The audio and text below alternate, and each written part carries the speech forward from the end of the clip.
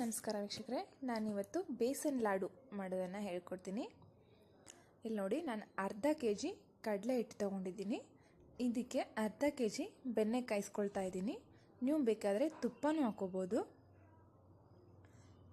ಬಿಸಿ ಮಾಡ್ಕೊಂಡಿರೋ ಬೆಣ್ಣೆನ ಹಿಟ್ಟಿಗೆ ಹಾಕ್ತಾ ಇದ್ದೀನಿ. ಒಂದು ಅರ್ಧ ಹಾಕ್ಕೊಳ್ಳಿ. ಇದನ್ನು ಮೀಡಿಯಮ್ ಫ್ಲೇಮಲ್ಲಿ ಇಟ್ಕೊಂಡು ಚೆನ್ನಾಗಿ ಫ್ರೈ ಮಾಡ್ಕೋಬೇಕು.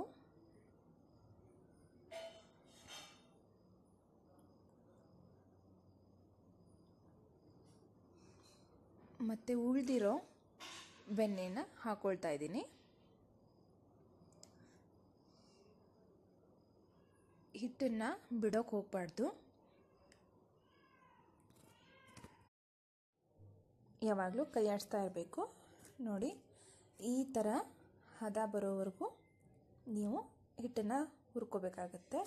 ನಾನಿಲ್ಲಿ ಒಂದು ಬಟ್ಲು ಪುಟಾಣಿ ಹಿಟ್ಟು ತೊಗೊಂಡಿದ್ದೀನಿ. ಪುಟಾಣಿ ಹಿಟ್ಟು ಹಾಕಿ ಸ್ವಲ್ಪ 1 ನಿಮಿಷ ಫ್ರೈ ಮಾಡ್ಕೊಳ್ಳಿ. ನೀವು ಪುಟಾಣಿ ಹಿಟ್ಟು ಹಾಕಿರೋದ್ರಿಂದ ನಿಮಗೆ ಉಂಡೆ ಕಟ್ಟೋಕ್ಕೆ ಈಸಿಯಾಗಿ ಬರುತ್ತೆ.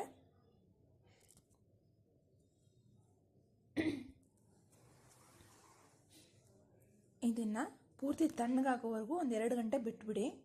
ಆಮೇಲೆ ಪೌಡ್ರ್ ಶುಗರ್ ಹಾಕ್ಕೊಳ್ತಾ ಇದ್ದೀನಿ.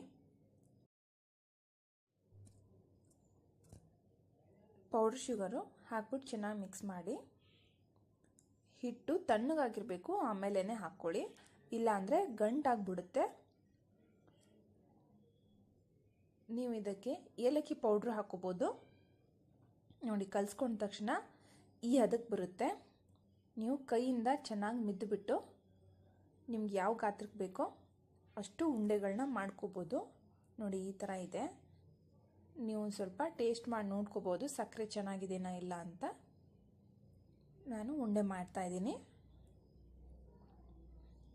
ನಾನು ಇದಕ್ಕೆ ಗಾರ್ನಿಷಿಗೆ ಅಂತ ಗೋಡಂಬಿ ತಗೊಂಡಿದ್ದೀನಿ. ಮತ್ತು ಗೋಡಂಬಿ ಮತ್ತು ಬಾದಾಮನ್ನ ಮಿಕ್ಸ್ ಮಾಡಿ ಪೌಡ್ರು ಮಾಡಿಟ್ಕೊಂಡಿದ್ದೀನಿ. ಗೋಡಂಬಿಯಿಂದ ಗಾರ್ನಿಷ್ ಮಾಡ್ತೀನಿ. ಇದು ಗೋಡಂಬಿ ಮತ್ತು ಬಾದಾಮ್ ಪೌಡ್ರು.